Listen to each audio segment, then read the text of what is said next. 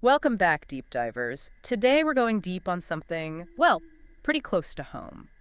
Why DO dogs insist on sleeping with us, even when they've got a perfectly good dog bed. You'd think they'd prefer their own space sometimes. Right, exactly. So we're looking at research and expert insights to get to the bottom of this. And it gets surprisingly complex. I bet. So I was reading that it goes all the way back to, wolf behavior. Right, way back.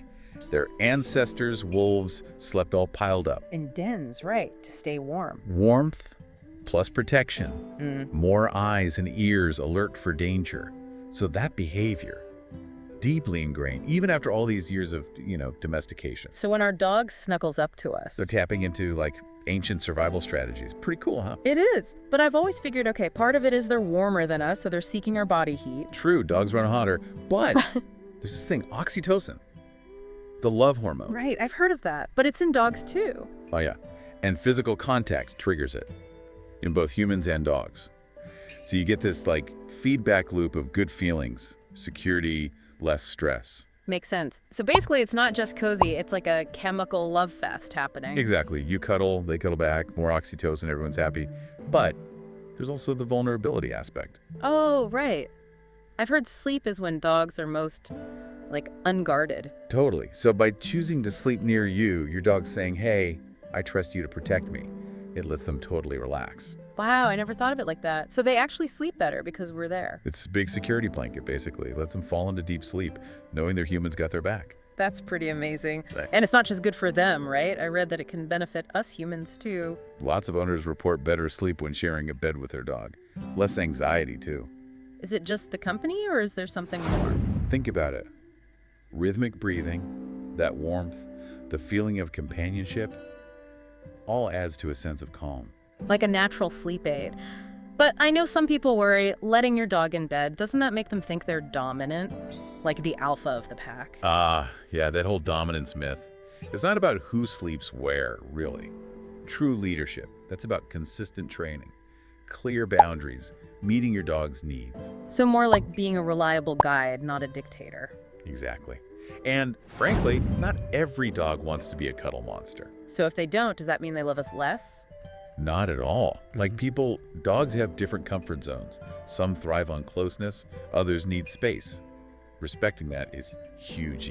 Shows you get them as an individual. But even if they do love to cuddle, isn't there the whole, practical side of things? Keeping things clean, especially if they're outdoor dogs. Oh, for sure.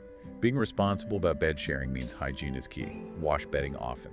Keep up on their vaccinations, flea and tick prevention, all that good stuff. So it's about balance, enjoying the closeness, but being smart about it. What about if, say, someone's always let their dog in bed, but now they want to change that? Gradual is key. No sudden evictions. Make their new sleeping spots super appealing. Like extra comfy? Yep.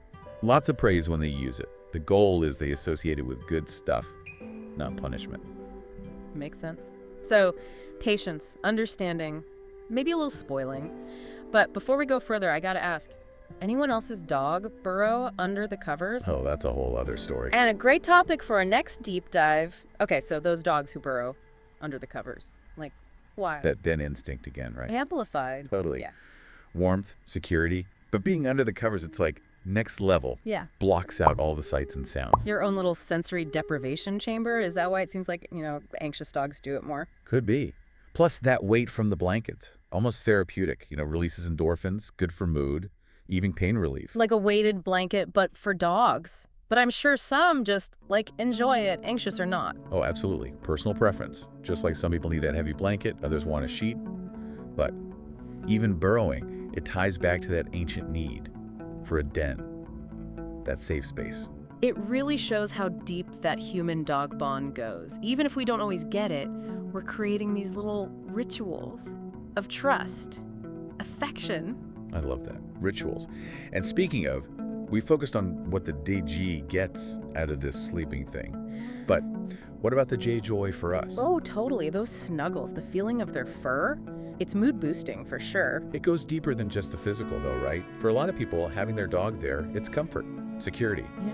Especially if they live alone or are going through something tough. Like a furry guardian angel. Oh, no. And a built-in cuddle buddy.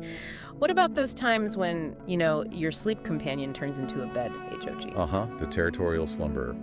Classic. Especially with the big breeds. So what do we do? Just surrender and accept our fate, clinging to the edge of the mattress? Not necessarily. You can reclaim your space. Negotiate a truce, at least. Key is consistency, like with most dog training. If they've always slept wherever, new boundaries.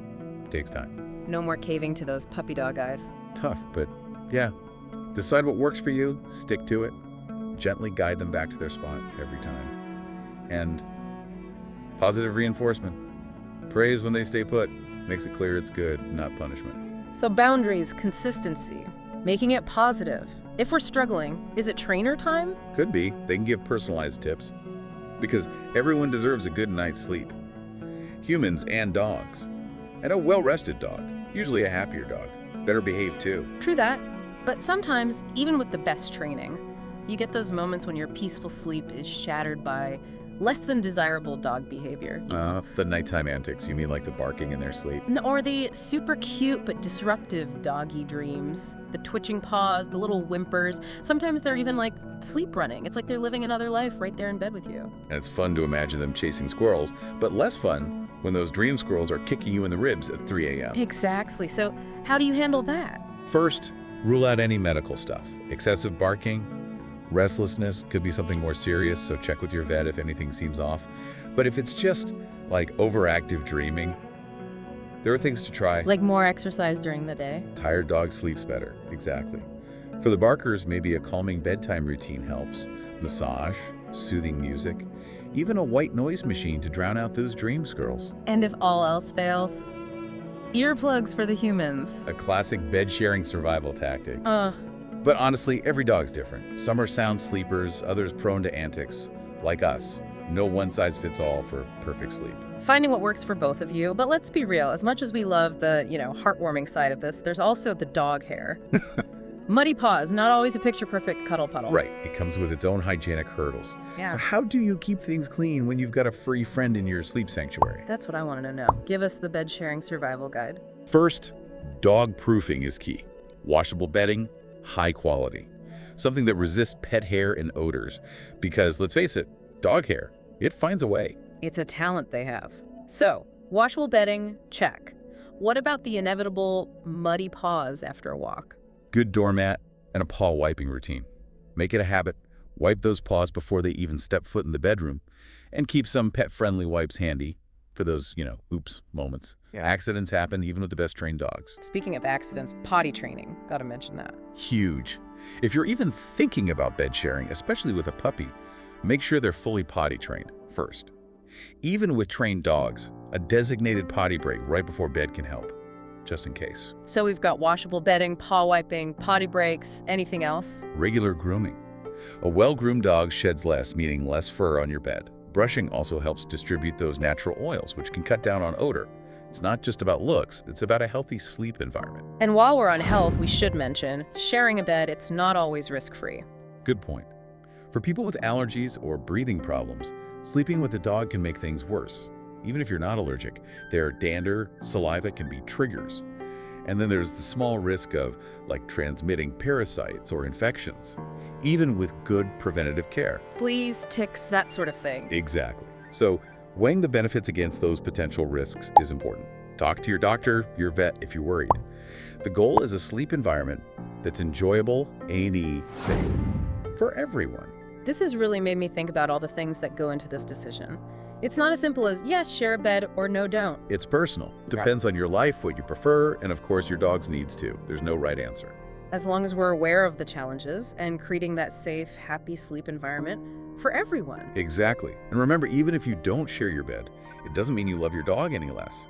There are tons of other ways to show affection. Like playing, going for walks, just enjoying their company. It's the quality of the relationship that matters most, not where you sleep. But I have a question for our listeners. I love good cliffhanger. Knowing all this, does it change how you see those sleepy snuggles with your furry friend? We want to know. Head over to our social media, share your stories. And if you're curious about other dog behavior mysteries, subscribe to The Deep Dive for more explorations. We'll be back with another one soon. Until then, happy snuggling. We've talked about all kinds of sleepers, the burrowers, the cuddlers, the bed hogs. But what about the dogs who, just aren't into being touched. You mean the ones who, even with their owners, aren't big on cuddles? Yeah. Does that mean, like, something's wrong with the bond? Not at all. Just like us humans, some dogs just aren't wired for that constant physical affection. Could be their breed, their personality. Or, like, past experiences. Maybe they weren't treated well. Exactly. And it's so important to respect that. You should never force affection on any dog if they're clearly not comfortable. So how do you approach a dog like that if they're not a cuddler? Patience and observation. Watch their body language. Do they tense up when you reach for them? Turn their head away. It's like learning their silent signals. Yep. Those are signs they're saying, back off a bit. So instead of, like, going in for a hug, maybe just a gentle ear scratch or a pat on the chest. Perfect. And let them come to you. Let them initiate the contact. If they seem overwhelmed, give them space. So it's more about building that trust, making touch a good thing, not something scary. But even if they never become a cuddle bug, it doesn't mean we can't show them love. Of course not. Play with them. Go for walks. Spend quality time. It's about finding those ways to connect that make them feel safe and happy. And loved, which is what matters most, right? However that looks for each dog and their human. Absolutely celebrating that bond in all its, messy, furry glory. Well said. And I think on that note, it's time to wrap up this deep dive. Thanks for joining us. We hope you've learned a little something about why your dog might choose to sleep with you and how to handle, the good and the challenging parts of that. And remember, every dog is unique. The key is understanding and respecting their individual needs. And if you're ever unsure, your vet or a certified trainer can always help. They can guide you toward building that amazing bond with your dog, one that'll last a lifetime. Until next time, keep those tails wagging and those snuggles coming, even if it's from a little distance.